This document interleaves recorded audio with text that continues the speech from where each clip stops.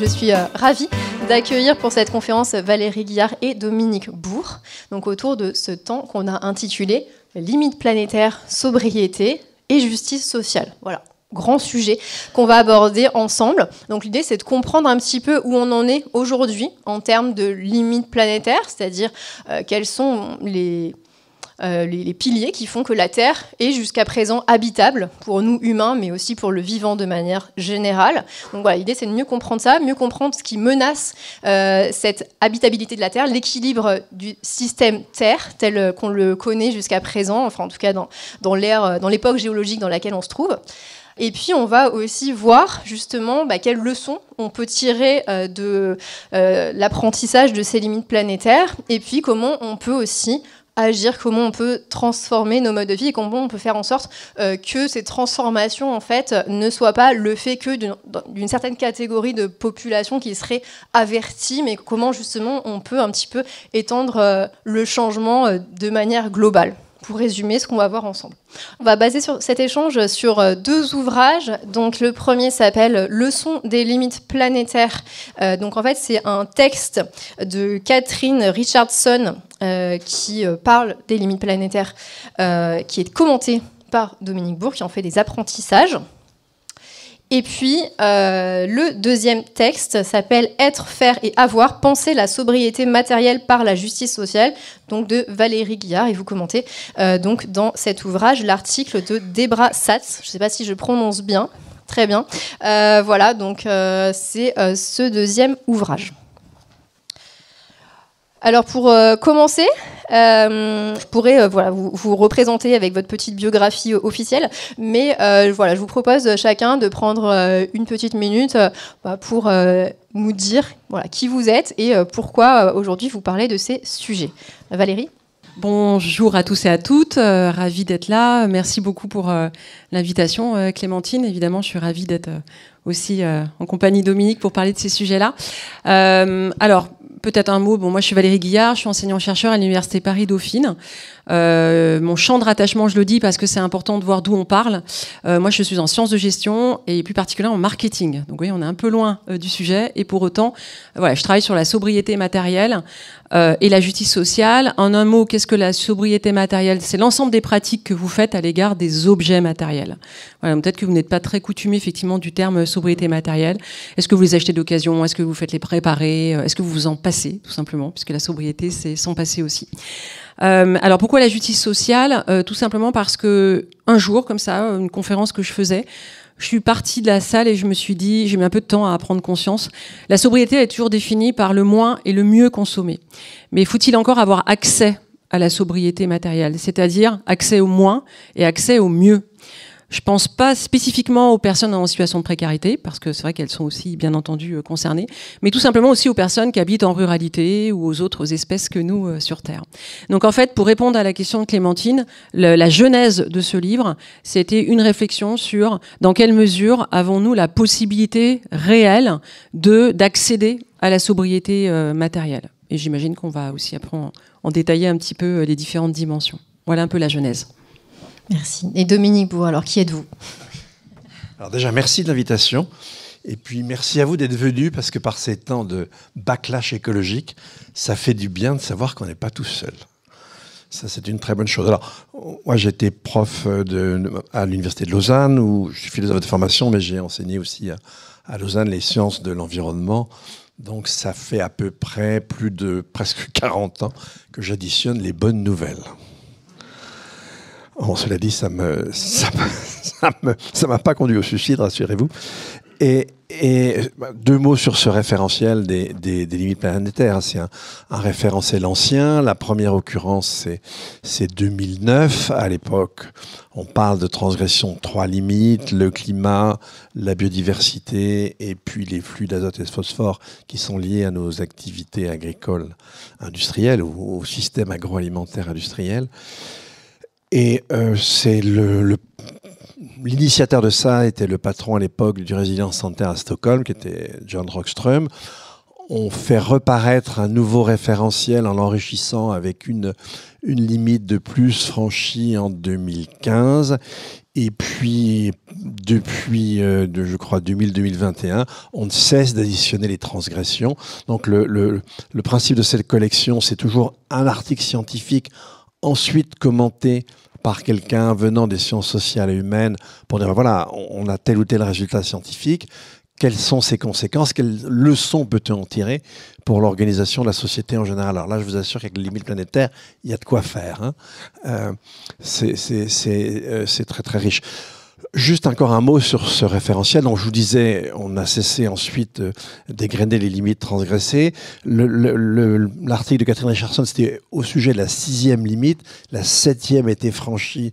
Alors, il y a 2 papiers. Il y a un premier qui était paru au moment du sommet de Nice sur les océans. Donc, c'est la limite qui concerne l'acidification des océans. Il y a un nouveau papier qui vient de paraître sur la transgression de cette limite. Et dans l'immédiat, vous n'en aurez pas plus. Hein, il y en a 7 sur 9. Il y en a une qui est liée à des problématiques qui sont, alors c'est curieux qu'ils les aient mis dedans parce qu'elle est nécessairement liée à des problématiques locales, c'est les aérosols. Depuis les années 70, on a vraiment limité dans la partie nord et anciennement industrielle ces émissions d'aérosols liées aux activités industrielles. Ça n'existe que dans le sud. Ça a des effets très importants, ça perturbe la mousson, ça réduit la photosynthèse, mais c'est purement local. Et la dernière limite, si vous voulez, la 9e, ça concerne la couche d'ozone. Et là, disons qu'effectivement, les effets du protocole de Montréal ont été très, très utiles. On n'a plus le problème que l'on avait craint. En revanche, en une trentaine d'années, ça pourrait revenir. Simplement, je vous assure que les problèmes d'ici ces 30 ans seront tels que, franchement, ne vous souciez pas d'ozone aujourd'hui. Il y a d'autres problèmes. Donc, je pense qu'il y a beaucoup de personnes ici qui n'ont peut-être jamais entendu parler de ce référentiel des limites planétaires. Voilà, comment on pourrait l'expliquer de manière assez simple, expliquer le lien entre ce qu'on appelle ces limites, ces frontières et le fait que la Terre soit habitable ou pas, voilà, si on repart de la base. Alors en fait, c'est 9 indicateurs qui permettent de comprendre quelles sont les principales conditions à ce que la Terre puisse être habitable, pas simplement pour l'espèce humaine, mais aussi pour les autres espèces qui nous accompagnent. Et donc, il y a un problème avec le mot limite, parce qu'en général, quand on parle aux gens de limites, c'est pour ne pas les transgresser. Et en fait, non, les limites planétaires, manifestement, on en a parlé que parce qu'on était en train de les transgresser. Sinon, vous n'auriez jamais eu affaire à ce référentiel. Donc, lorsqu'on était à l'intérieur de ces limites, et on peut remonter jusque, si vous voulez, à l'archi-fin, après le Trias récent du précédent âge glaciaire, eh bien, nous avons connu sur cette planète des conditions qui ont été particulièrement favorables à l'épanouissement des sociétés. Elles ont permis la naissance de l'agriculture, le développement de civilisations avec un raffinement croissant de la division sociale du travail. Et notre civilisation, ça va jusque-là si on veut comprendre les choses, eh bien, elle fait tout pour mettre fin à cet état antérieur. Ça vous a peut-être pas échappé, mais on a déjà commencé à voir les effets de la sortie de ces limites planétaires. Alors les 2 principales, l'une va concerner le climat. Le climat, c'est pas une fin en soi, mais c'est en quelque sorte l'écrin qui va permettre le plein l'épanouissement le plénier, si vous voulez, de la vie sur Terre. Ensuite, évidemment, vous avez la fin, qui est la vie sur Terre. Donc là, on est avec la biodiversité. Alors, d'un côté, faites attention, il y a effectivement le rythme d'érosion des espèces, mais ça, si vous voulez, c'est sur le temps court. En revanche, le temps long. En revanche, ce qui est beaucoup plus rapide, c'est l'affaissement d'un très grand nombre d'espèces, y compris des insectes, et désormais même à des lieux qui sont, et on y reviendra, qui sont très à distance des activités agricoles extrêmement polluantes. Et on va avoir des affaissements de population d'insectes dans des endroits qui sont vraiment très très loin des activités humaines. Donc là, c'est assez inquiétant. Donc là, voilà, on a soit l'érosion des espèces, l'affaissement, et puis des perturbations, évidemment, dans les écosystèmes. Ensuite, je vous l'ai dit, d'ailleurs, c'était celle qui était franchie le plus, c'était les flux d'azote et de phosphore liés aux activités agro-industrielles. Ensuite, après, on a l'usage des sols, avec notamment la déforestation. Ensuite, on a, alors je reparle pas des deux limites dont j'ai parlé, dont je vous ai dit qu'elles n'étaient pas du tout sur le point d'être transgressées, que pour l'une des deux, elles ne le seraient jamais. Donc, on a la capacité, si vous voulez, l'état de l'eau, la disponibilité et la qualité de l'eau douce sur Terre, à quoi s'ajoute la capacité qui maintenant commence à faire défaut des sols à maintenir l'eau. Et une des raisons, c'est pas la seule, mais une des raisons, c'est que c'est souvent les micro-organismes qui permettent à un sol d'y maintenir l'eau. Et là, ça, c'est quand même une défaillance qui est assez inquiétante. On a le fait qu'on va chercher dans la biosphère, plutôt à l'extérieur de la biosphère, dans la lithosphère, on va chercher des métaux lourds, etc. On y rajoute aussi des PFAS, puis il y avoir aussi des OGM, etc. C'est-à-dire toutes sortes d'entités qui surprennent la nature, elle ne sait pas qu'en faire. À commencer, par exemple, et j'y reviendrai parce que c'est très important, par les microplastiques. Là, on a dû faire un petit peu l'éventail de ces 9 limites. Donc, lorsqu'on était à l'intérieur de ces limites, je vous le répète, ça signifie, alors évidemment, c'est une fourchette, mais c'était, eu égard à l'histoire au long cours de la Terre, ça a vraiment été la période la plus favorable. Et c'est ça, encore une fois, que nous avons d'ores et déjà maintenant détruit. Et ce qu'il faut bien comprendre dans cette histoire de limite, c'est, alors on peut fixer des seuils, et là franchement c'est ce sur quoi le référentiel a souvent été critiqué. Si je prends le climat, est-ce que le seuil c'est 370, 380, 400, 420 ppm? Alors 420 ça tourne mal, on est presque à 430. 430 c'est 1,5 degré au-dessus, et on voit, j'y reviendrai, les effets sont très importants sur le vivant. Mais c'est toujours sujet à caution d'indiquer un seuil. En revanche, ce qu'il faut retenir dans les limites, c'est qu'elles nous montrent une tendance à s'éloigner du référentiel antérieur et effectivement à rendre la vie sur Terre de plus en plus difficile. Donc, je vous donnerai tout à l'heure des exemples, si vous voulez, de ces incidences. Donc voilà pour un premier tour de vue sur cette question des limites planétaires. Mais il n'y a vraiment pas à se réjouir du fait qu'on les ait, en tout cas celles qui étaient explosables, qu'on les ait toutes explosées. Donc si je résume, en fait, jusqu'à présent, on avait une planète habitable parce qu'on avait un climat plutôt correct, une température moyenne de 15 degrés à la surface du globe, des cycles des saisons, des cycles de l'eau douce, des cycles d'autres éléments chimiques comme l'azote et le phosphore, un niveau de biodiversité suffisant, enfin voilà, pas mal de paramètres en fait, entre guillemets, qui font que la Terre est habitable. Alors on peut être très concret, si vous voulez. Et là, on va se focaliser sur le climat parce que alors d'une part c'est très important et puis d'autre part c'est sans doute le mieux connu. Mais on va essayer de lister quelques-uns des problèmes. Déjà, si vous voulez, il y a deux conséquences différentes qu'il faut savoir distinguer en matière de dérèglement climatique. On a les événements extrêmes. Les événements extrêmes, vous les connaissez, vous avez les vagues de chaleur, les sécheresses, les pluies Karcher. Désormais maintenant, on a très souvent des pluies de 100 mm par heure, c'est énorme. Pensez à Valence, là c'était 762 mm en quelques heures. C'est comme si vous mettiez un Karcher au-dessus d'une ville. À peu de choses près, c'est ça. Et évidemment, quand le relief est régulier, quand il est pentu, et bien sûr, les effets sont beaucoup plus importants. On a les incendies. Et par exemple, cette année, ça a été jusqu'à 2 à l'échelle mondiale. Alors je sais, pour l'Europe, on est à plus d'1 million d'hectares, mais à l'échelle planétaire, j'ai plus le chiffre, mais c'est énorme. Ça se calcule en millions de kilomètres carrés. Et on a eu cette année une année particulièrement nourrie en termes d'incendies. Et dans ces incendies, il y a ce qu'on appelle les méga-feux. On parle de méga-feux quand la quantité brûlée, par exemple, vous prenez l'Australie 2020, c'était l'équivalent de la moitié de la superficie de la France qui en un mois est partie en fumée.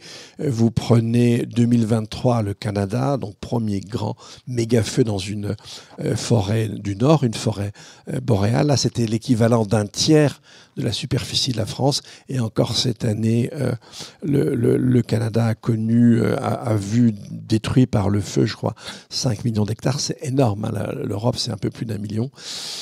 Donc on a les méga-feux, on peut avoir l'irrégularité des saisons dans le passage d'une saison à une autre. On a des grêlons qui, si vous voulez, qui contiennent l'énergie qui est dans les basses couches de l'atmosphère, remontent plusieurs fois dans les nuages, se chargent plusieurs fois et peuvent atteindre le volume d'une balle de tennis. Alors ça, rassurez-vous, c'est rarissime. Mais vous imaginez que tous ces événements-là, ils vont déboucher sur quoi ? Sur le fait que produire notre alimentation va devenir de plus en plus sportif. Alors ça, c'est la première chose. Vous avez la deuxième chose, c'est l'évolution de la température annuelle territoriale. Parce que si vous regardez aujourd'hui la distribution de la population sur Terre, vous la regardez aujourd'hui, vous la regardez en 2000, vous la regardez en 1950, 1900, 1800, 1600, vous allez voir que les zones les plus denses sont les mêmes. On peut répartir, si vous voulez, les zones habitables entre les zones froides. Là, on est en moyenne annuelle, on est entre 11 degrés et... Alors, les zones pas froides, excusez-moi, les zones tempérées, entre 11 degrés et 20 degrés de moyenne territoriale à l'année. Et puis, de 21 degrés à 30 degrés, on est plutôt dans les zones chaudes et c'est les zones intertropicales. Eh bien, du côté des zones tempérées, eh bien, c'est plutôt quand on va vers le haut, vers les 20 degrés, qu'on va trouver la densité de population la plus grande, parce que pour qu'il y ait des bestioles comme nous qui se trouvent en haut de chaîne trophique, en fin de chaîne trophique, il faut qu'il y ait beaucoup de production primaire, il faut qu'il y ait beaucoup de plantes. Donc plus il fait chaud avec quand même de l'humidité, eh bien, plus la nature végétale est prolixe et permet un développement de la nature animale. Et en revanche, vers le froid, c'est un très lent décrescendo.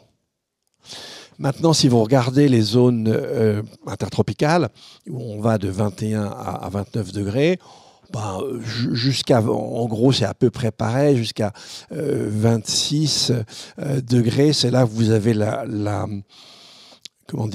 densité la plus grande, la plus intense de population.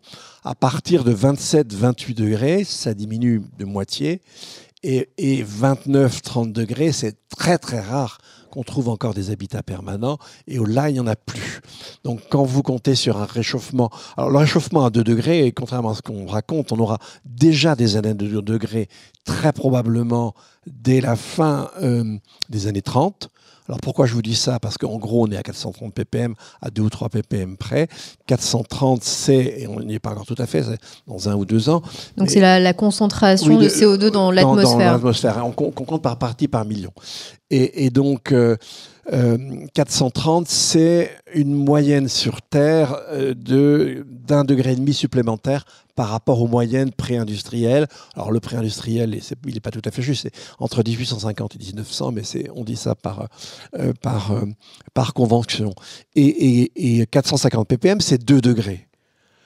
Nos émissions croissent de plus de 2 ppm, c'est entre 2 et 3, mais on approche des 3 par an. Autrefois, le rythme de réchauffement de la Terre, c'était 2 dixièmes de degré par décade. Maintenant, c'est 2 dixièmes, 7 centièmes. Donc, on est très proche des 3 dixièmes. Donc, vous aurez déjà des années à 2 degrés à la fin des années 2030 et on sera sur une moyenne sur 10 ans à 10 degrés au courant de la décennie 2040. Et là, vous avez des nouveaux travaux qui nous disent que oui, effectivement, on pourrait être vers 2070 à 3 degrés.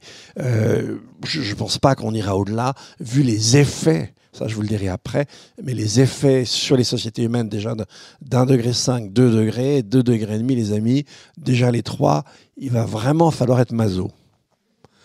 Mais ce n'est pas une qualité qui manque et on reviendra pourquoi. Donc là,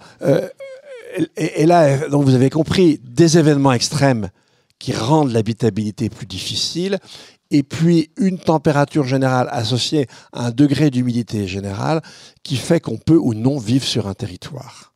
Donc les deux rendent le fait de vivre sur un territoire de plus en plus difficile. Alors, est-ce que j'ai le temps de parler un petit peu de chaleur humide, par exemple, parce que c'est un bon exemple? Je pense, peut-être très rapidement pour qu'on puisse ensuite passer aux autres questions. Alors, voilà, c'est une autre chose à savoir, si vous voulez. Là, la chaleur sèche, on est entre 40 et 50. Et là, au-delà de 40, déjà, entre 40 et 45, toutes les plantes ferment leurs stomates et arrêtent leurs activités de photosynthèse. Mais regardez, nous autres humains, à 27 degrés, alors on ne s'en rend pas tout à fait compte, mais déjà notre cerveau, il fonctionne un peu plus mal. Et plus vous montez en chaleur, c'est-à-dire si vous êtes à 40-42 degrés, vous n'arriverez pas à lire le livre de Valérie. Je suis sympa. Bon, et les miens équivalemment. Et surtout, ce qui est très horrible, c'est que nos facultés d'empathie chutent. Notre capacité à vivre en société chute avec la chaleur. Et 50 degrés, c'est 3 litres d'eau par heure. Alors ça, c'est la chaleur sèche. C'est pas génial, déjà en soi. La chaleur humide, là, le problème, il est entre 30 et 40 degrés. Au-delà de 40, il n'y a plus de chaleur humide, c'est sec. Et là, si vous voulez, avec 60% d'humidité, ce qui n'est pas tant que ça, et puis une température de 34 degrés, là, ça devient dangereux. Et on commence à approcher de la zone mortelle. D'accord ? Juste un petit exemple. L'an dernier, dans une forêt monitorée dont on surveille toutes les espèces les plus importantes, vous avez un tiers, peut-être à peu près 350 singes hurleurs qui sont morts. Alors, les êtres humains ne seraient pas morts. Nous, vous avez remarqué qu'on transpire sur toute la peau, sur tout le corps en fait, et comme les chevaux. Mais les autres mammifères, un chien, un chat, c'est par les coussinets, par le rythme de la respiration, par la langue, etc. C'est pas très efficace. La nature nous a beaucoup mieux dotés. Et là, ces singes sont morts de chaleur humide. Et en fait, ça veut dire quoi ? Ça veut dire qu'il y a beaucoup d'endroits sur Terre, on n'est pas très loin du taquet. Et on est suffisamment con pour le dépasser. Voilà à peu près ce que signifie le mot habitabilité. Merci pour cette description très complète. J'espère que ça va. Ouais. On essaiera de vous remonter un petit peu le moral. Bon. Alors justement, on va essayer de comprendre aussi les causes qui font qu'aujourd'hui, on est en train de mettre vraiment à mal l'habitabilité de la Terre, comme on vient de le voir avec Dominique. Alors, dans votre livre, justement, vous analysez deux principaux faits que j'aimerais aussi que Valérie, vous puissiez peut-être compléter. Donc, le premier, c'est une masse démographique humaine qui est conséquente, et puis des activités économiques aussi qui sont exponentielles. Et Valérie, vous, ce que vous étudiez, c'est nos modes de vie, justement nos modes de vie aussi, qui demandent beaucoup d'énergie, beaucoup de matériaux, beaucoup de ressources, beaucoup de terre, etc. Donc, est-ce que Valérie, pour commencer, vous pouvez nous parler en fait du lien que vous faites entre nos modes de vie occidentaux actuels et puis justement cette menace de l'habitabilité de la Terre? Oui, alors déjà, je vais déjà tout de suite mettre un petit warning, parce qu'effectivement, moi, je suis sur les modes de vie. Mon unité d'analyse est le comportement du consommateur à l'égard des objets, mais même aussi de l'alimentaire. Par contre, attention, le consommateur, quand j'en parle, après, lorsqu'on parle des différentes pratiques que vous pouvez faire, etc., on dit oui, mais attention, lui, il n'est pas que responsable, il n'y a pas que lui qui est responsable, puisque nous, en fait, on sait bien que nous sommes, entre guillemets, on peut contribuer, notre concours, il peut être de 20% environ des émissions de gaz à effet de serre, si on prend cette mesure-là. Et en plus, il n'y a pas que cette mesure. Donc en fait, oui, je vais vous parler des modes de vie. Qu'est-ce qu'on peut faire au quotidien, effectivement, et pourquoi on en arrive là ? parce que Dominique a vraiment fait un excellent, évidemment, portrait d'où on en est, même si c'est assez déprimant.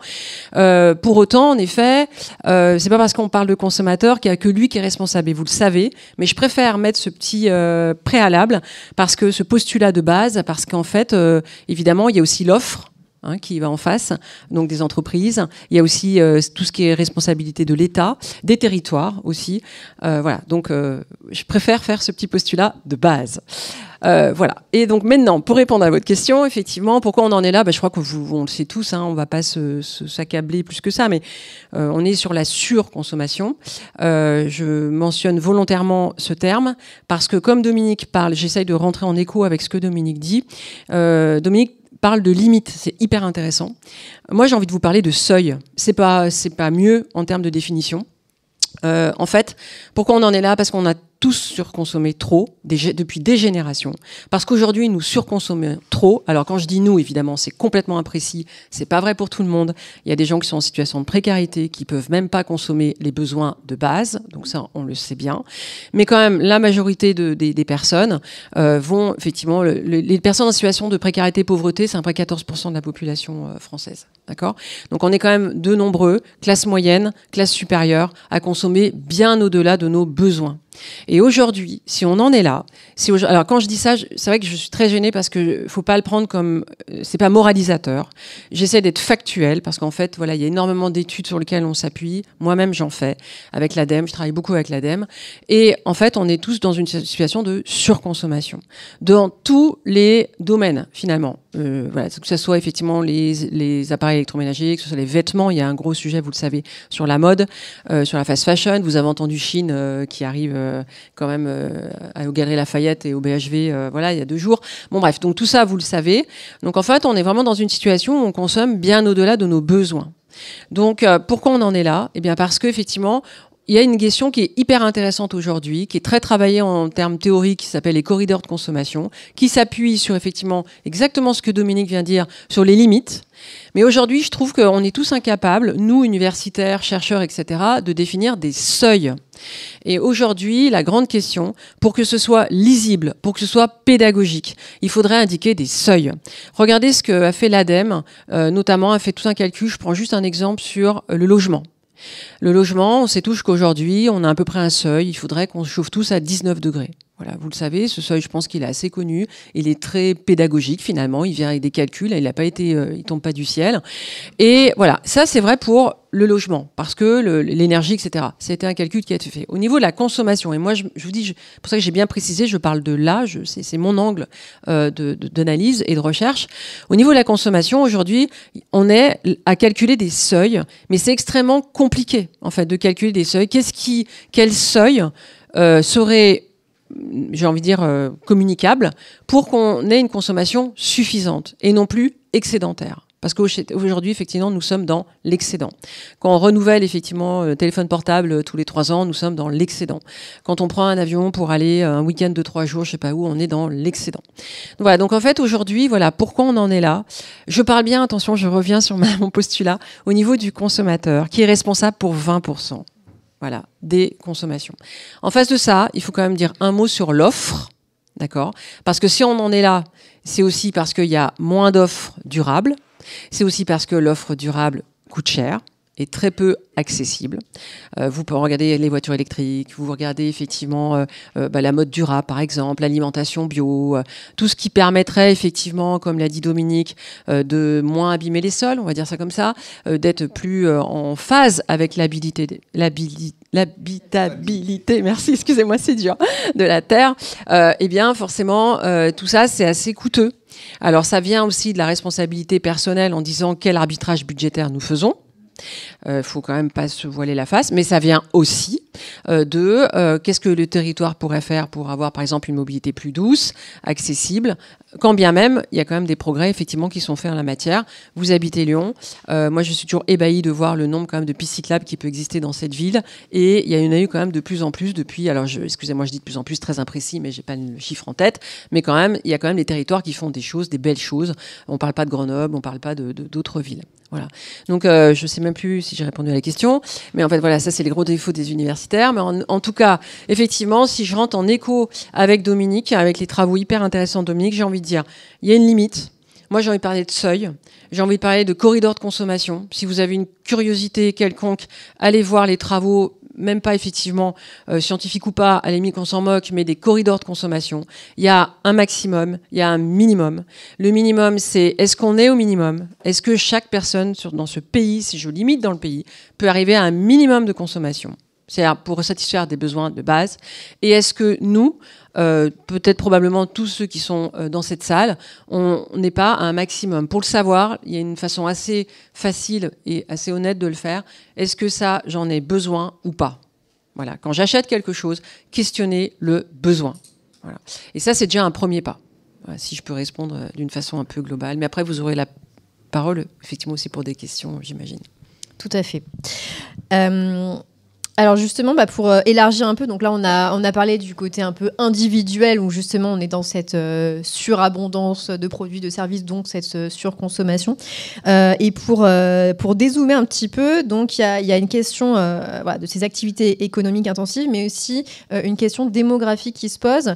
Et dans votre livre, Dominique, donc vous tirez 5 leçons des limites planétaires. Et la première, c'est en lien justement avec cette démographie. Donc, quel lien, justement, vous faites entre cette population humaine grandissante, les limites planétaires, et quelles leçons vous en tirez? Alors, nous autres humains, nous sommes une espèce animale. Et effectivement, une espèce animale, elle peut à un moment donné, l'expression est horrible, moralement, beaucoup de gens vont la rejeter, mais on a ça, par exemple, si quelqu'un comme Jean Dorst, un naturaliste et ornithologue français très, très célèbre. Là, avant que Nature meure, c'était son grand ouvrage publié, je crois, en 64. Et je me trompe peut-être sur la date, mais à une année ou deux près. Et donc, effectivement, on a d'abord un problème de démographie. Mais alors, attendez, je vais nuancer après. En fait, si vous voulez, grosso modo, parce que c'est... On pourrait ergoter, mais grosso modo, que je sois riche ou que je sois pauvre, je vais avoir besoin de la même surface pour produire ma nourriture. Alors maintenant, évidemment, si je fais venir tout ce que je consomme de très loin et en avion, ça va vraiment changer. Mais bon, en gros, si je me nourrissais localement, si je suis riche, je me goinfre un peu, mais je ne vais pas manger plus de 2 fois en termes de calories ce qu'un pauvre mange, parce que sinon, je vais crever tout simplement. Hein. Et donc, si je prends ça, donc, quand la surface qui est nécessaire à produire ma nourriture, à régénérer mon air et mon eau, je dis bien, grosso modo, avec la nuance que j'ai indiquée, on est à peu près dans la même fourchette. En revanche, si je regarde les flux de matière, et là, entre un riche et un pauvre, ça n'a rien à voir. Si je suis un industriel et si avec mon jet privé, je vais sillonner au moins plusieurs fois par mois la planète pour aller visiter mes sites industriels, et tout ça quand je ne prends pas pour aller boire un pot à Barcelone ou acheter une paire de chaussures à Londres, alors là, un pauvre, on va être autour de 300 kg de CO2 et on pourrait aller à 100 tonnes chez un riche. Donc là, et de façon générale, c'est la richesse qui détruit, de façon très claire. Maintenant, je reviens à la question de la démographie. Ah oui, alors, c'est grave. Non, ça se régule tout seul. Alors effectivement, on va avoir un moment donné qui va être un peu plus délicat, mais si vous regardez le taux de fécondité par femme en Corée, c'est à peu de choses près 0,7 enfants par femme. Là, il faut avoir le jugement de Salomon en tête pour se figurer ça. Eh bien, en 3 générations, il n'y a plus un Coréen du Nord. Et en dehors de surtout l'Afrique francophone et les couches les plus pauvres, partout, on est en dessous du seuil, justement, de maintien d'une population démographiquement parlant à l'identique. On est partout en dessous de 2,2, 2,1. Donc en fait, la population humaine est sur une pente descendante. On n'en verra peut-être pas tout de suite les effets, mais en tout cas, après 2050, on les verra. Et je ne parle pas de certaines évaluations sur la mortalité possible due au dérèglement climatique. Donc on ne se focalise pas sur ce problème, il existe, mais il est contrebalancé par la question de la richesse. Et sur le plan strictement démographique, on est de toute façon sur une pente descendante. Ouais. Et même pas pour compléter, mais Dominique, effectivement, explique c'est la richesse qui détruit. Évidemment, il a tellement raison. C'est la richesse économique qui détruit. La richesse, parce qu'en fait, vous voyez, rien que là, on a tous compris que c'était économique. Mais en fait, c'est pas normal finalement. Enfin, c'est pas normal. Excusez-moi. Vous voyez ce que je veux dire. En fait, on devrait dire. Enfin, on va pas faire du Bourdieu. Hein, on va pas. Mais voilà, c'est la richesse culturelle. Et pourquoi on a tous pensé à argent. Vous voyez. Et demain, est-ce qu'il faudrait pas, quand Dominique parle de richesse, est-ce qu'il faudrait pas qu'on pense à culture, à autre chose, parce que celle-ci, elle va pas détruire. Et bien au contraire, on en a besoin. On a besoin d'éducation. On a besoin de se comprendre. On a besoin de gérer la complexité. On a besoin de savoir gérer le conflit. On sait plus gérer le conflit aujourd'hui. On ne sait plus, vous avez bien vu, vous le vivez. Enfin, sur ce sujet de l'écologie, c'est terrible, c'est clivant, c'est très clivant, et vous l'avez tous vécu. Vous avez tous vécu des remarques très négatives de vos proches qui n'ont pas voulu, ou parce que vous êtes agrippés sur un voyage en avion, ou je ne sais quoi. Donc, c'était hyper intéressant parce qu'on a tous compris, je suis persuadée, si je fais un sondage, je suis persuadée qu'on a tous pensé à argent. Peut-être demain, vous voyez, un pas en avant, ce serait peut-être de se dire, quand on dit richesse, on va plus dire ça. On va penser richesse des sols, on va penser richesse, je sais pas quelle richesse, mais en tout cas, pas celle-ci. Ça, c'est mon premier point. Et mon deuxième, juste aussi pour rebondir sur ce qu'a dit Dominique, parce que finalement, j'aime bien rebondir sur ce qu'a dit Dominique, ça va pas du tout suivre, mais bon, c'est pas très grave. Enfin, j'imagine. Enfin, je sais pas. En fait, si c'est peut-être très grave. Non, bon, d'accord. Voilà, c'est génial. On va pouvoir faire ce qu'on va vouloir, Dominique. Non, j'ai quand même une petite trame. Hein. Oui, ça, on imagine. Non, en fait, au risque de parler de ce que finalement je connais pas très bien, mais pareil, Dominique parle de la population. Évidemment, on a bien compris que ça dépendait du mode de vie qu'on avait. Moi, j'aime bien faire un petit parallèle avec le vivant, un autre vivant que nous, et par exemple les insectes et par exemple les abeilles, par exemple. Et j'adore regarder comment elles se régulent. En fait, il y a beaucoup de populations de vivants, notamment d'insectes, qui savent se réguler. C'est-à-dire, qu'est-ce qui se passe dans une ruche quand il y a trop d'individus ? Elle essaime. Elle dit, on va se sauvegarder, on va essaimer et on va se réguler pour pas que ça fasse, y ait trop de gens, parce que s'il y a trop de personnes, ça va pas aller en fait. Donc en fait, c'est aussi intéressant de voir du biomimétisme, voir un petit peu aussi le vivant, comment il gère aussi son mode de vie, et puis comment il gère effectivement aussi le trop. Le trop peu, le assez. Je pense qu'aujourd'hui, on est vraiment sur ces notions-là. Qu'est-ce qui est suffisant ? C'est nos notions de besoin. Qu'est-ce qui est assez ? Qu'est-ce qui est trop ? Qu'est-ce qui n'est pas assez ? Et voilà, je pense que c'est important aussi d'avoir ces petits adverbes-là et puis de moins de se le dire aussi un peu individuellement et collectivement, surtout collectivement, en sachant gérer le conflit. Ça, on ne sait pas faire. Je pense qu'on ne sait pas faire. Justement, vous parliez donc Valérie de trop, de pas assez, et Dominique, vous explorez la notion du quantitatif. Justement, alors quelles leçons quantitatives aussi vous tirez de cette approche des Alors, limites ? j'en représente un petit peu la première. Hein. L'effet de la démographie, et je l'ai dit indirectement, mais je vais l'exprimer, il est écologique et écosystémique. C'est-à-dire, effectivement, par rapport aux atteintes à la biodiversité, si vous avez une surexpansion d'espèces humaines, c'est au détriment des autres.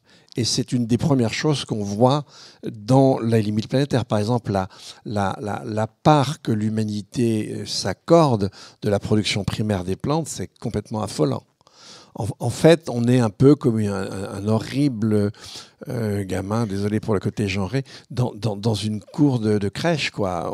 On rend la vie impossible aux autres, on les fait même dépérir. Et donc, c'est ça que ça signifie. Donc, on a vraiment déjà une responsabilité démographique, je dirais. C'est la première par rapport au reste du vivant. Ensuite, effectivement, ce qui est archi évident, et Valérie vient de le redire, c'est effectivement la richesse économique et dans sa matérialité. C'est-à-dire que l'on produit beaucoup trop d'objets, on aménage beaucoup trop d'infrastructures, c'est-à-dire on artificialise beaucoup trop de surface et on sollicite beaucoup trop les services, lesquels ont une base matérielle qui porte atteinte aux écosystèmes. Ça, c'est les deux premières leçons qui sont quantitatives. Alors, en fait, il n'y a pas de secret. Une des premières choses, c'est pas la seule, on y reviendra, mais une des premières leçons, c'est moins. On doit être moins nombreux, ça je vous l'ai dit, ça se fait tout seul, c'est pas la peine de tuer votre voisin. Hein.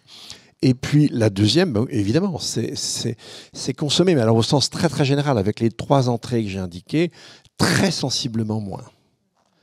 Et donc, par exemple, Chine, là, la fast fashion, c'est une absurdité totale, quoi. Complètement idiot. Et puis, pour compléter, enfin, pas compléter, mais pour prolonger ce que vient de dire Valérie, elle parlait d'autres richesses. Richesse des sols, richesse culturelle, la générosité, la bonté, la spiritualité. Tout ça, ça mange pas de pain, les amis. Donc, vous pouvez y aller. Hein. Et le problème, c'est qu'on a certaines industries, par exemple, qui détruisent le capital culturel en le marchandisant, qui détruisent nos capacités de concentration, donc notre capacité à lire, à comprendre, à interpréter un texte, etc. Donc ça va très loin. Cette richesse économique est là pour pendant des destructions d'ordre très différent et pas simplement écologique. Juste peut-être pour aussi prolonger ce que vient de dire Dominique, parce que finalement j'aime bien rebondir sur ce que dit Dominique. Finalement, je prends peut-être deux aspects, parce que voilà, moi, encore une fois, je suis à une autre unité d'analyse, donc vous voyez, ça permet aussi de faire un peu ces ponts.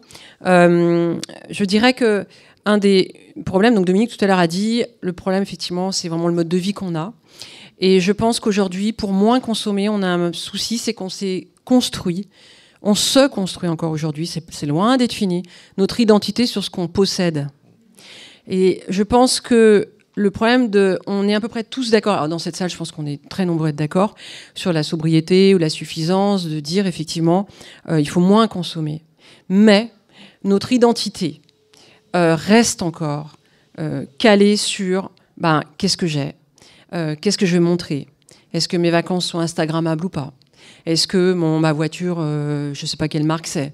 Est-ce que, etc., etc. Ah bah tiens, oui, non, j'en ai pas vraiment besoin. Alors on va se trouver 1000 excuses pour en avoir besoin et l'acheter. Ce pull rose avec des points bleus ou je ne sais quoi. Donc en fait, ça c'est très compliqué puisqu'on ne cesse de se comparer les uns les autres. Puisque la comparaison sociale, elle se fait sur ce qu'on a depuis tellement longtemps. Puisque ce mot de richesse, il est tellement associé à justement la richesse économique. Et puis, si vous reprenez une autre échelle, et ça, Dominique Méda l'expliquerait très bien, un PIB qui est calculé, là aussi sur des richesses économiques, etc.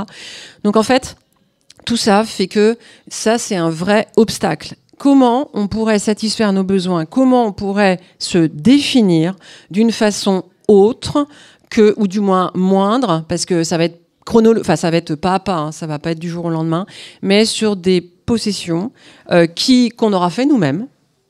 Voilà, ça c'est mettre au cœur la compétence et le travail, je sais pas, le travail interpersonnel, ça pourrait être une autre façon de voir les choses. Et donc mon deuxième besoin qui est lié, mon deuxième idée qui est liée, c'est dire dans quelle mesure, pourquoi on satisfait toujours nos besoins par le marchand. Voilà. Pourquoi c'est toujours le marché qui permet de satisfaire leurs besoins? Vous allez me dire, on n'a pas les compétences, parfois on n'a pas le matériel, voilà. Mais est-ce qu'on peut pas et quand je dis on revient pas nous. Enfin, il faudrait qu'on se fasse aider, nous. Mais c'est le territoire, c'est l'État.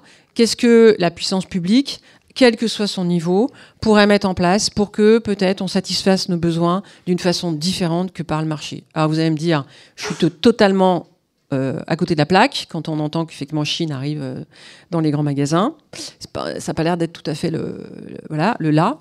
J'espère que personne n'ira, mais ça, évidemment, c'est une grande naïveté, parce que voilà, je sais qu'il y a plein de gens qui iront. Et effectivement, c'est ce problème de mon identité, comment je la construis. L'objet devrait être que une aide, un moyen et non pas une fin. Et effectivement, et si j'en ai besoin, et finalement, est-ce que j'ai pas des façons non marchandes de satisfaire ce besoin?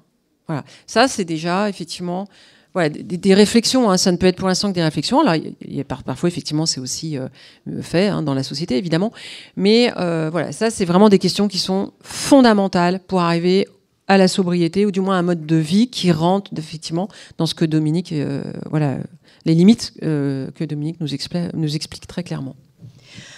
J'aimerais qu'on creuse aussi notre question. Donc, je vous l'ai dit en introduction, cette table ronde est sur la notion donc, de limite planétaire, sobriété et justice sociale.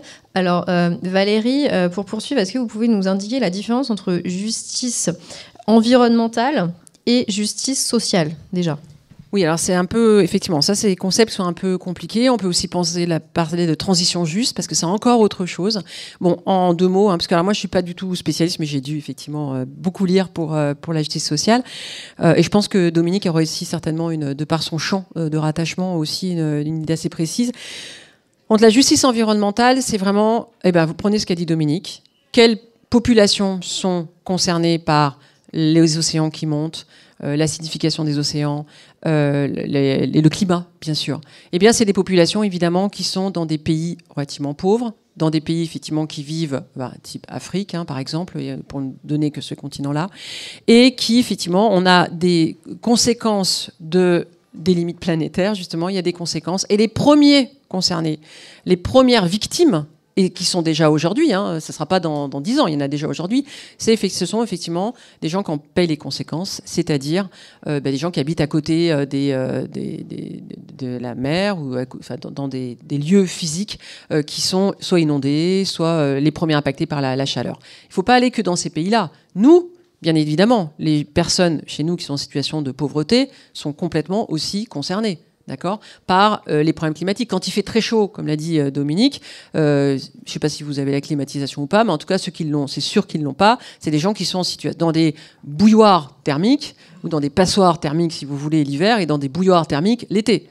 D'accord, donc c'est déjà les premiers, concernés et victimes de cela. Ça, effectivement, c'est plutôt la justice environnementale. Qu'est-ce qu'on pourrait faire pour que ces gens-là, cette population, ne soient pas les premières victimes des aléas climatiques, si on ne parle que des aléas climatiques, et Dieu sait qu'il n'y a pas ceci, puisque Dominique nous en a très bien parlé. Ça, c'est la première chose. La justice sociale, c'est de se dire, mais finalement, est-ce que tout le monde a la capacité d'accéder est-ce que tous les groupes sociaux ont la capacité d'accéder à finalement un seuil, ce serait un seuil de consommation, de satisfaction correcte des besoins. Est-ce que tous les groupes sociaux ont la capacité d'accéder à une mobilité douce ? Est-ce que quand vous habitez en ruralité, je fais exprès de prendre un autre groupe social que les gens en situation de précarité et pauvreté, est-ce que quand vous habitez en ruralité, vous avez la capacité de prendre de la mobilité douce pour vous rendre au travail, à votre cours de sport ou de langue ou je ne sais quoi.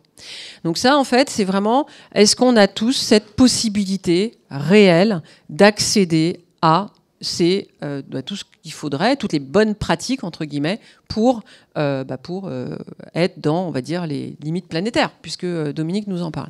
Mais ça peut être aussi, est-ce que vous avez tous et toutes la capacité, la possibilité d'avoir accès, ne serait-ce qu'à une outil tech ? Vous avez quelque chose à réparer, vous n'avez pas des outils, vous n'avez pas d'outils, soit vous n'avez pas les moyens de les acheter, soit vous n'avez pas envie parce que c'est ridicule d'avoir tous un marteau, quand je dis un, c'est 10 chez nous, eh bien, est-ce que vous avez cette possibilité-là ?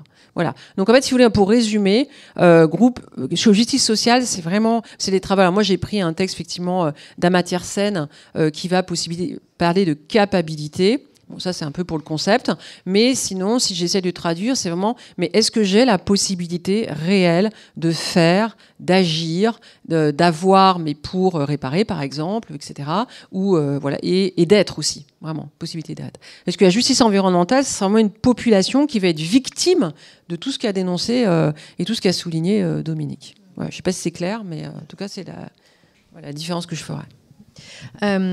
Dans votre livre, Dominique, vous parlez aussi justement, pour faire un peu le lien d'une leçon spirituelle, et vous parlez de donner des droits à la nature, vous donnez des exemples. Du coup, est-ce que justement on peut rapprocher ça du premier point qu'on a évoqué, donc la justice environnementale ?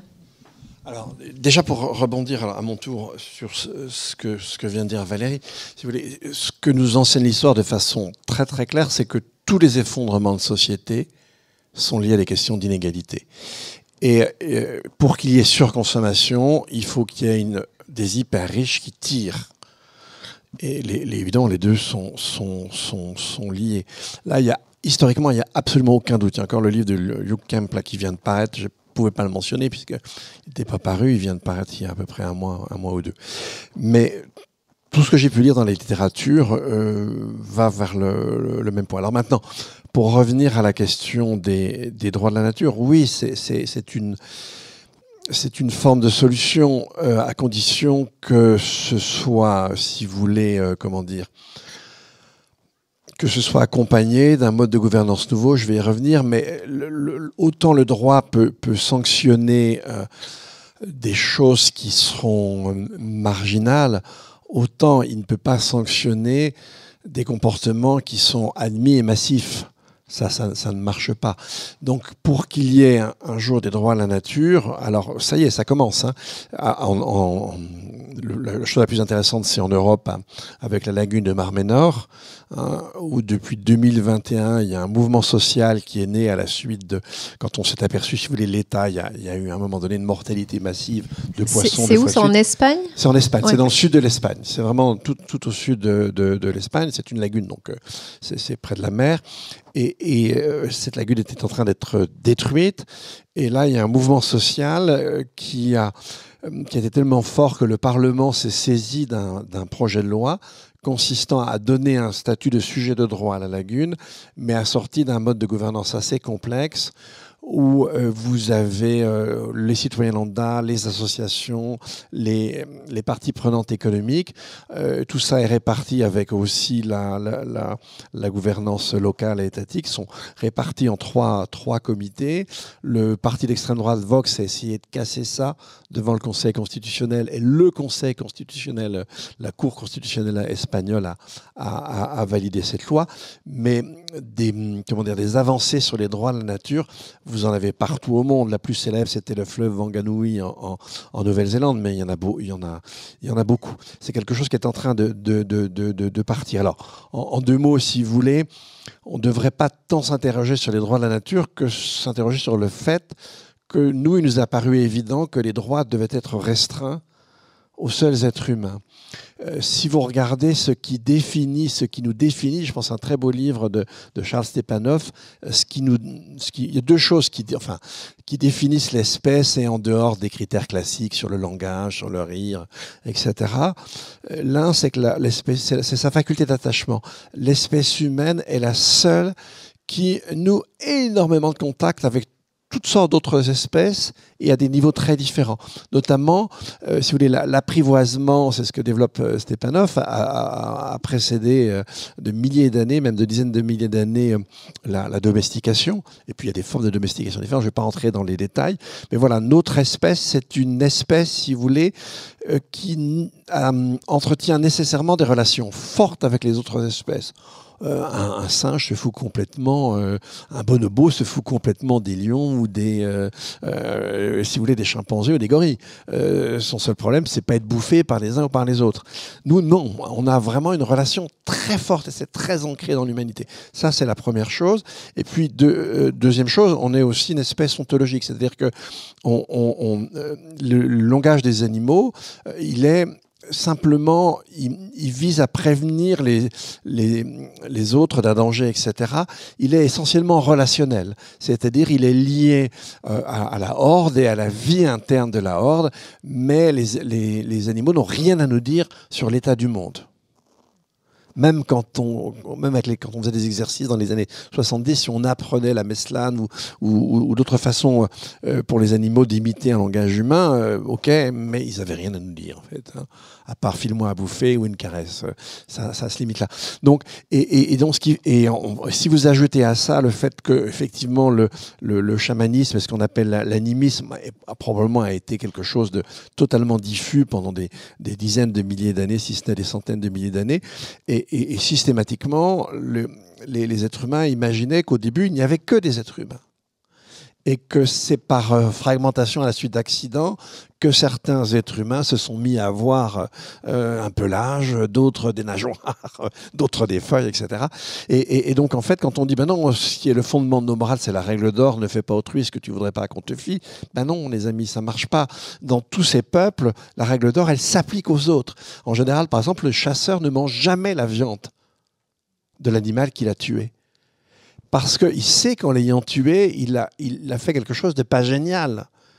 Que effectivement, si l'animal lui tuait son fils ou sa fille, ou son épouse, ou si c'est l'épouse qui chasse, le mari, entre guillemets, et il ne serait pas très très content, le chasseur.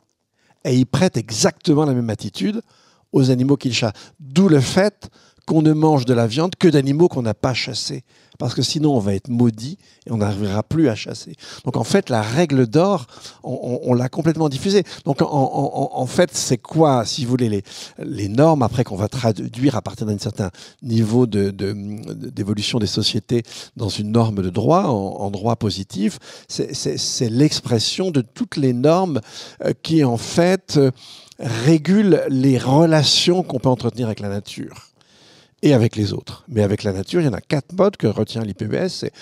On peut tirer de la nature des ressources. Alors nous autres, les modernes, on n'a fait que ça. Le reste, on s'en fout. Alors, deuxième modalité de relation, c'est la relation qu'on entretient tout simplement avec l'écosystème au sein duquel on vit. Ensuite, c'est les relations qu'on entretient avec des non-humains. J'en ai parlé avec l'apprivoisement. Et puis, le mode de relation plus sophistiqué, c'est d'imaginer qu'on appartient à un tout, et que ce tout nous oblige. Là, c'est les côtés plus spirituels sur lesquels peut-être on pourra revenir, parce que Valérie, indirectement, on a parlé tout à l'heure avec le consumérisme. Et donc, les droits de la nature, ça serait simplement une façon de traduire ces normes qu'on doit absolument retrouver, de les traduire pour certaines d'entre elles, pas toutes en normes juridiques. Qu'est-ce que serait le droit d'une forêt ? Une forêt, elle n'est vraiment forêt que si elle peut occuper une certaine superficie. Hein. Alors, si vous prenez le rêve de Francis Allais d'une forêt primaire au cœur de l'Europe, c'est un carré de 26 côtés de côté, ça fait 70 000 hectares. On pourrait être un peu plus modeste au début pour créer des forêts en libre évolution un peu partout. Et une forêt, ça n'existe que si vous avez une lisière, ça n'existe que si vous avez des animaux, que si vous avez un sol de certaine qualité, que s'il y a un mélange d'essences et que si vous n'avez pas des arbres du même âge. Or aujourd'hui, qu'est-ce qu'on fait ? Nous, on fait de la culture de bois, hein, on aligne, le sol est mort, c'est partout des épicéas et ils ont tous la même taille, ils sont nés en même temps, on va les abattre en même temps. C'est pas une forêt. Et donc un droit à la nature, un droit forestier, ça serait dans la mesure du possible de permettre à la forêt de se réaliser, de réaliser son soi, hein, et d'arriver à une forme optimale avec une grande part de libre évolution. Donc voilà, ça serait ça. Et puis quand nous, par exemple, quand on ne tient pas compte, si vous voulez, quand on veut complètement s'isoler des autres vivants, ça donne les maladies. On sait aujourd'hui que l'asthme, ce qu'on appelle les maladies atopiques, l'asthme, l'eczéma, etc., sont des maladies maintenant dont on commence à voir arriver des formes beaucoup plus sévères.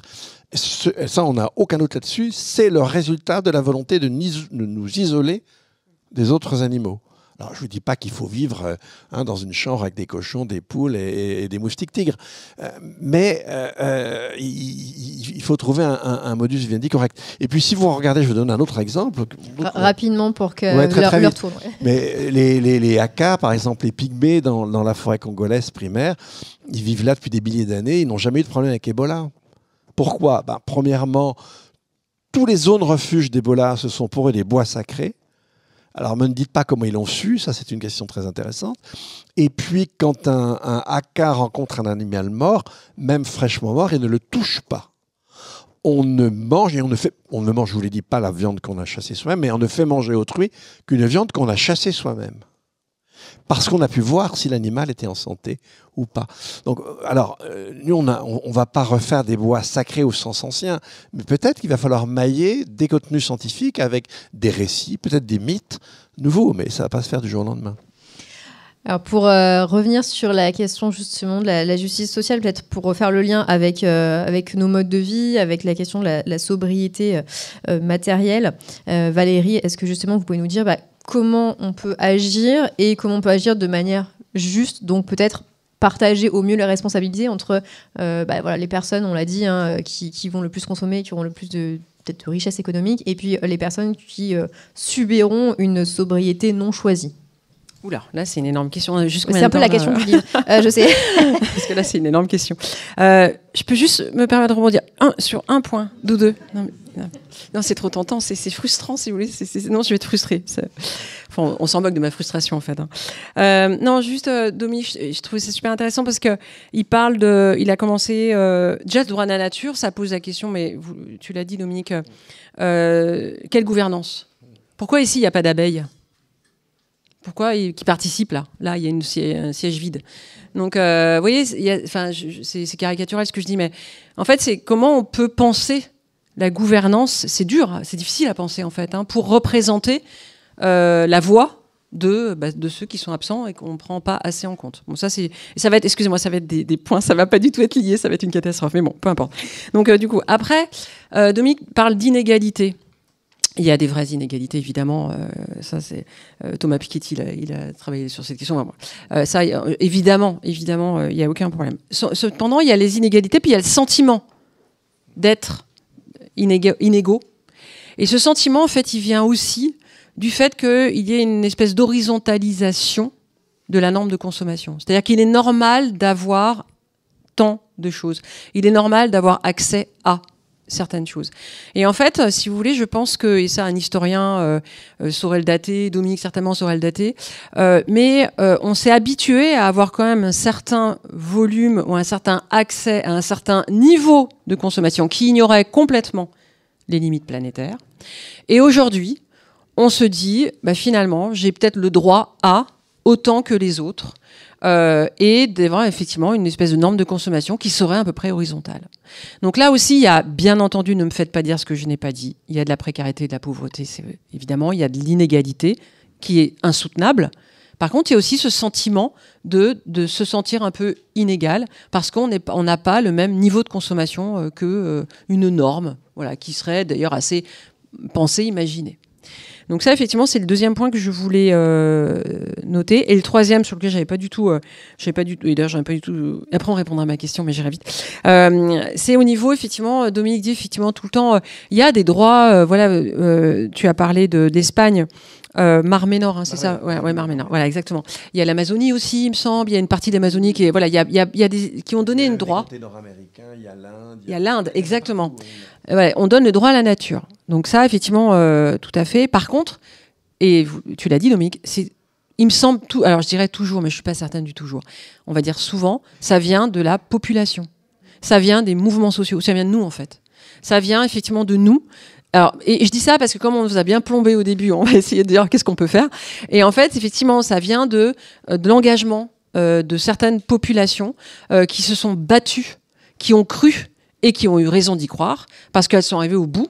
Et en fait, c'est de la base, que c'est pas du sommet. C'est de la base, c'est venu de la base en fait. Et donc tu l'as dit, Dominique, sur notamment l'Espagne, mais en Amazonie, je crois que c'est exactement la même chose. C'est comme c'est exactement pareil. Donc c'est ces trois points sur lesquels je voulais redonner. La question maintenant. La question, c'est comment agir pour qu'il y ait plus de justice sociale, c'est ça? Oui, et aussi pour faire le lien avec le titre du livre, donc vous parlez de être, faire et avoir. Donc peut-être là, en guise de conclusion aussi, voir qu'est-ce que vous mettez derrière ces trois verbes. Alors, ce que je mets derrière ces trois verbes, déjà, ça a été écrit évidemment avec le postulat de dire satisfaction des besoins. Donc il y a les besoins, puis il y a surtout la manière de les satisfaire, parce que les besoins, ils ont vraiment pas changé. On n'a pas changé les besoins. Par contre, la manière de le satisfaire, communiquer. Aujourd'hui, c'est avec le portable, mais avant c'était la lettre, avant c'était le pigeon voyageur. Enfin, on a tous eu besoin de communiquer. Donc, bon, le besoin, il a toujours existé. La façon de le satisfaire, ça évidemment, ça a beaucoup évolué. Donc en fait, dans l'avoir, c'est encore une fois dans quelle mesure on a accès un minimum, un seuil, on va dire, qu'on devrait définir et qu'on est en train de définir de possession matérielle. Et là, je vais essayer d'axer plus, pas consommateur, je vais essayer d'axer plus offre. Et je vous le disais tout à l'heure, si on prend la puissance publique, dans quelle mesure le territoire permet d'avoir aux citoyens, consommateurs que nous sommes, la possibilité d'avoir accès à. Je prenais le simple exemple, il y en a 1000 d'exemples, mais je prenais le simple exemple des outils. Voilà. Est-ce que vous avez une outil-tech à disposition de chez vous? Pourquoi on a tous une perceuse? Alors, vous savez, il y a le fameux exemple, la perceuse, 7 minutes d'usage, etc. Bon. OK. Pourquoi on a tous X pinces coupantes? Pourquoi on n'aurait pas des lieux où on a accès à un minimum de culture, de matérialité et qu'on puisse se partager? Parce qu'en plus, on va se rencontrer. Vous vous rendez pas compte? On va même se rencontrer. Puis on va même se parler, dis donc. C'est magnifique quand même. Et parce que c'est ça qui nous manque. Quand je vous dis le besoin, comment on peut satisfaire le besoin, mais si on creuse bien, c'est ce besoin de lien qui nous manque aussi. Et donc tout ça, ça permettrait en plus de créer des liens. Donc là, je vais assez vite parce que je crois que Clémentine commence à nous regarder d'une façon un peu bizarre. Donc je commence à effectivement aller un peu vite. Et puis en plus, si Dominique veut compléter, je ne veux pas trop monopoliser. Voilà, les questions. Et surtout, oui. Surtout, oui, bien sûr. La question de l'être, j'ai envie de un peu ce que je pense que c'est fondamental. La question de l'aide, c'est vraiment la question de l'identité. L'identité. Aujourd'hui, même un enfant de 5 ans, vous le savez mieux que moi. La cour de récré, toi t'as eu ça, moi j'ai eu ça, moi j'ai pas ça, j'ai pas cette marque, etc. Même les écoles qui mettent des uniformes, maintenant ça se joue sur les baskets. La marque des baskets. Donc en fait, non mais vous vous rendez compte, et ça c'est même avant 9 ans, enfin 6 ans, 7 ans. Donc en fait, l'être, c'est vraiment comment on peut rééduquer nos enfants finalement, ou s'éduquer déjà soi-même, avant déjà les enfants, voilà, à définir peut-être une identité, parce qu'aujourd'hui l'identité elle passe encore beaucoup trop sur vous avez quoi vous, comment vous êtes, quelle marque, etc. Et le faire, parce que là encore une fois je dois aller vite, le faire effectivement, comment on peut être juste dans le faire. Moi, j'ai envie de parler parce que c'est vrai pour pas que le faire, mais j'ai envie d'en parler ici parce que c'est important, c'est l'éducation. Mais l'éducation aussi dans des sphères d'éducation qui sont les écoles, qui sont les universités, qui sont les universités populaires. C'est comment en fait on peut éduquer les gens. Moi, j'aimerais parce qu'on l'a pas évoqué, donc je fais exprès de faire d'essayer d'avoir d'autres choses qu'on n'a pas évoquées, notamment sur le manuel. On méprise le manuel. Il y a un mépris du manuel aujourd'hui. Il y a un mépris de l'intelligence manuelle. Et le faire, il passe par aussi le manuel, en fait. La suffisance, la sobriété, satisfaire des besoins avec des dispositifs non marchands, ça passe aussi par le manuel. Et aujourd'hui, effectivement, je trouve que l'éducation... alors l'éducation, faire attention à ce mot encore, hein, parce que éduquer, c'est déjà tout de suite un peu condescendant aussi. Hein, ça peut être pris comme ça, alors que c'est pas du tout l'objectif que j'ai évidemment.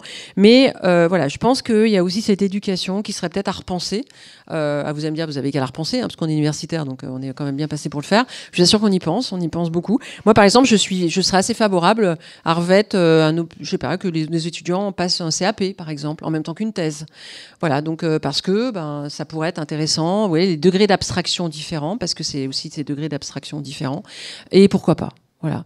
Donc en fait, voilà, je pense que, alors j'ai tout dit et rien dit parce que oui, on veut aussi aller vite, mais je pense que toutes ces idées, est-ce qu'elles seraient à pousser ? Est-ce que et moi je pense que pour ça il y a besoin de démocratie, il y a besoin qu'on se parle. Mais comme on n'est pas capable d'être en conflit, on n'est pas capable de se parler. Parce qu'en fait, comme vous avez vu, aujourd'hui, voilà, on voit bien qu'on a c'est un peu de l'entre-soi et en fait, nos copains, c'est avec des gens avec qui, évidemment, on est d'accord. Il y a aussi toute cette éducation au conflit. Alors, si ce n'est au conflit, c'est à l'attention, c'est à l'écoute, etc. Et ça, je pense que, vous voyez, quand je parle d'éducation, c'est à cela aussi une façon être en relation. Voilà. Et juste pour finir, tout à l'heure, effectivement, Dominique a parlé d'attachement. Et alors, c'est bien parce que j'ai aucun intérêt à le faire, donc je vais d'autant plus le faire. Boris Cyrulnik vient de sortir un livre sur l'attachement, l'amour. Je vous conseille ce livre parce qu'on apprend beaucoup de choses sur l'attachement. C'est super. Ce qu'il a écrit, c'est fondamental. C'est vraiment super. Et en plus, il y a d'autres. Enfin, on dirait que je parle à mes étudiants là. Je vais dire, mais ne faites pas que lire. Il y a des podcasts aussi. Hein. Je leur dis ça à mes étudiants parce que bon, voilà. Mais j'ai envie de voir la même chose. Boris Cyrulnik, il a fait plein de podcasts là-dessus et vraiment, je vous le conseille. C'est parce que Dominique a parlé d'attachement. Ça me faisait penser à ça. Voilà. Je me tais. Merci pour cette concision. Alors pour conclure, parce que vous avez vu, c'est hyper riche. Il y a énormément de matière aussi. Voilà, dans les livres, on a essayé d'en extraire ce qu'on pouvait dans cette grosseur d'échange. Alors Dominique, voilà, s'il y a 1, 2, voire 3 messages que vous aimeriez faire passer aujourd'hui aux personnes qui sont présentes, et justement pour essayer d'aller entre guillemets dans le bon sens, ce serait quoi ? Déjà, ne pas désespérer.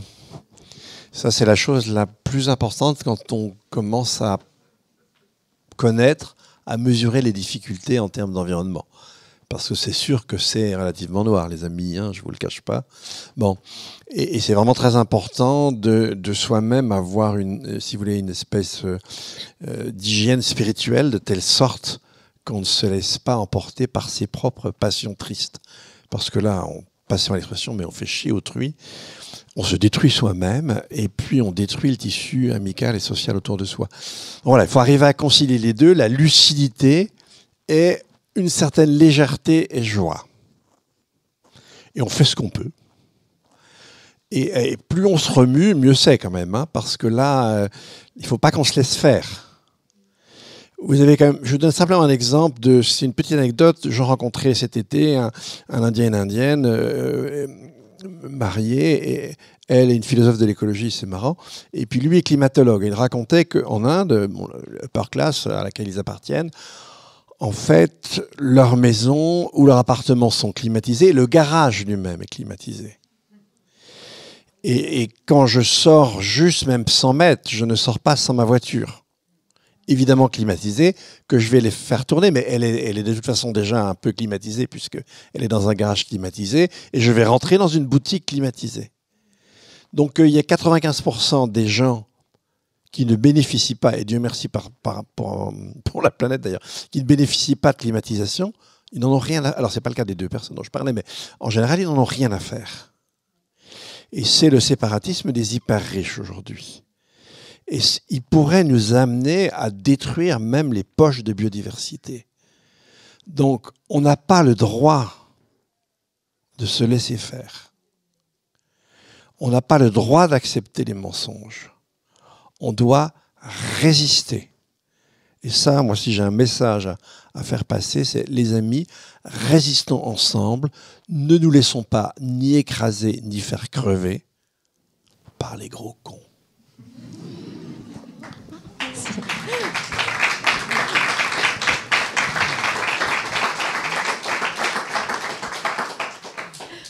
Valérie, vos messages compliqué un peu compliqué de reprendre la parole après cela. Je souscris évidemment. Alors moi, j'ai triché parce que j'ai eu un peu plus de temps que Dominique, même si j'avais une oreille qui l'écoutait. Moi, il y a un mot qu'on n'a pas prononcé et j'ai envie de dire, soyons dignes. On n'a pas parlé de dignité. Cynthia Fleury a écrit un magnifique livre sur la dignité il y a 2 ans, je crois. Enfin, peu importe. La dignité, je reprends sa définition, hein, c'est pas la mienne. C'est l'autre nom de la personne humaine. J'aime beaucoup cela. C'est l'autre nom de la personne humaine. Comment on prend en compte l'autre personne humaine, même si elle a des idées pas vraiment alignées avec les nôtres. Voilà. Donc ça serait ma première. Ma deuxième, faites votre chemin. Faites votre chemin. Et ça rejoint Dominique, évidemment. Faites votre chemin. Vous savez qu'on ne convainc pas mieux que par l'exemplarité. C'est pas qu'il faut être exemplaire, c'est pas ça, mais c'est parce que vous faites des choses qu'on va vous suivre aussi. Donc surtout, effectivement, pas se décourager. Voilà, on est bien, on est ancré. Quand on est sur notre chemin, on est ancré. Voilà, on dégage des choses qui sont perceptibles par autrui. Donc moi, j'ai envie de dire, faites votre chemin. Et puis le troisième, j'ai presque envie de dire, l'avoir ne fait pas tout. Voilà, il contribue à satisfaire les besoins, etc. Bien sûr, c'est indispensable d'avoir la culture matérielle. Alors moi, je suis beaucoup sur ces sujets, donc c'est la raison pour laquelle j'insiste un peu sur ces sujets-là. Mais l'avoir ne fait pas tout. Voilà, nous avons été concis. Excellent, merci. Merci beaucoup.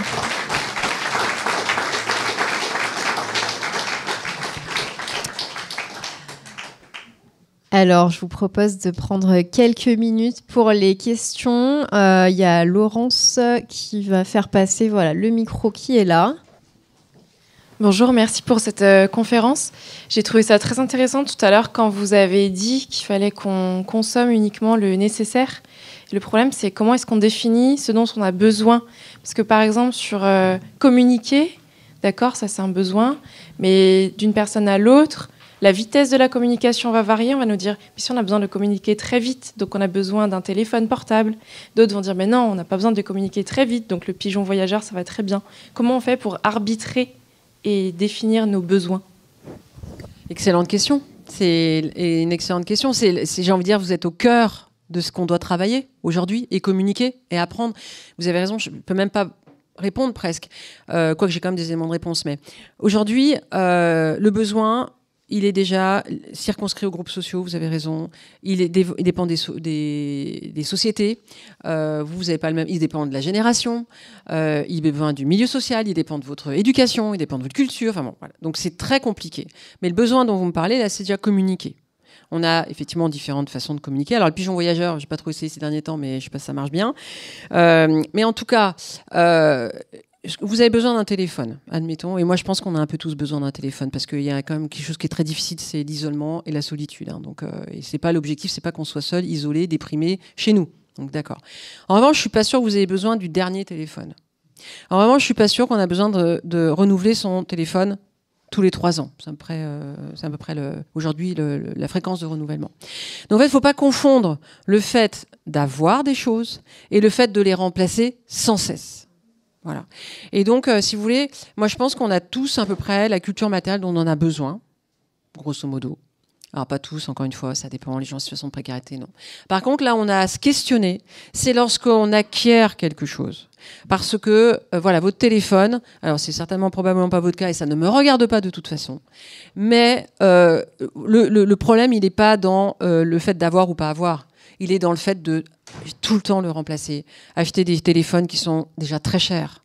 C'est limite indécent. Aujourd'hui, le prix de certains téléphones portables. En plus, en achetant, vous savez, alors là, je ne vais pas commencer à faire toute l'apologie d'où il vient. Dominique a parlé de ressources, de flux de ressources. On n'a même pas parlé de travail.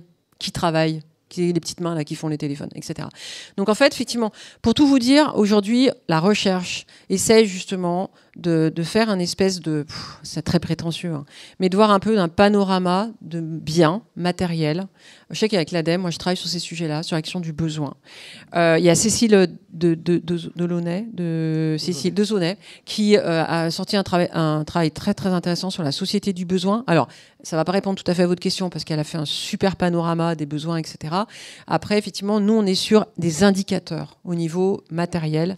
Quel type de biens on doit avoir. Et je peux vous livrer un premier résultat. Aujourd'hui, alors, on l'a mesuré, c'est très contestable, par l'utilité. Est-ce que vous avez l'utilité de certaines choses ? Les 4-5 catégories d'objets qui reviennent systématiquement, donc c'est pour ça que quand ça revient systématiquement, ça commence à être intéressant, c'est le téléphone portable, qui sont indispensables pour les normes à 90% des gens. C'est téléphone portable, c'est ordinateur, c'est box Internet, donc c'est-à-dire connexion Internet, c'est four et c'est voiture, vélo. Ça dépend si vous êtes citadin ou ça dépend si vous êtes ruraux. Ça, c'est systématique, quel que soit le groupe social pour l'instant qu'on a interrogé. Attention, ce sont des résultats exploratoires, d'accord ? Mais on est sur ces besoins, c'est cette culture matérielle-là. Ça, c'est vraiment intéressant de voir. Et quel que soit le groupe social. Voilà. Et donc, on travaille sur la question. C'est une excellente question, on travaille sur cette question-là. Ouais. Merci pour cette réponse. Est-ce qu'il y a une autre question ? Oui, monsieur, là-bas. Merci beaucoup pour votre discussion.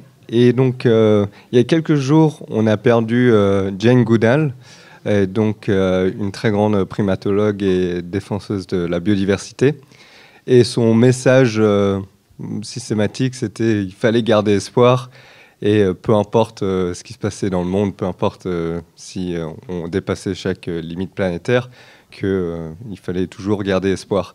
Et donc, elle raconte souvent ce qui lui donnait espoir. Et je voulais savoir, du coup, qu'est-ce qui vous donnait espoir, étant donné que vous connaissez quand même un peu les enjeux de la planète. Moi, ce qui me donne espoir, ce sont mes étudiants, en fait. Ce sont les jeunes. Alors, j'ai beaucoup de respect pour les moins jeunes, hein, parce que je suis quand même dans cette catégorie-là quand même. Mais non, en fait, ce sont les jeunes qui aussi s'engagent, mais ils s'engagent même à leur niveau. Hein. Je ne parle pas même pas ceux qui font des marches, etc. Moi, je trouve que ils sont hyper méritants, ils sont hyper touchants, ils ont envie. Et là, je vous assure, ça me décuple mon énergie. Voilà. Donc ça, c'est moi, je mettrais au 1, c'est ça, parce que je les côtoie quand même d'une façon quotidienne. Donc le premier. Et quand même, la deuxième, moi, je vois quand même des choses. Il y a beaucoup de choses qui reculent peut-être, je sais pas. Mais en tout cas, j'ai plutôt tendance à regarder celles qui avancent. Et vous voyez, tout à l'heure, quand je prends les 5 exemples de la ville de Lyon, j'étais pas revenue depuis 2 ans, je sais pas, je vois plein de pistes cyclables.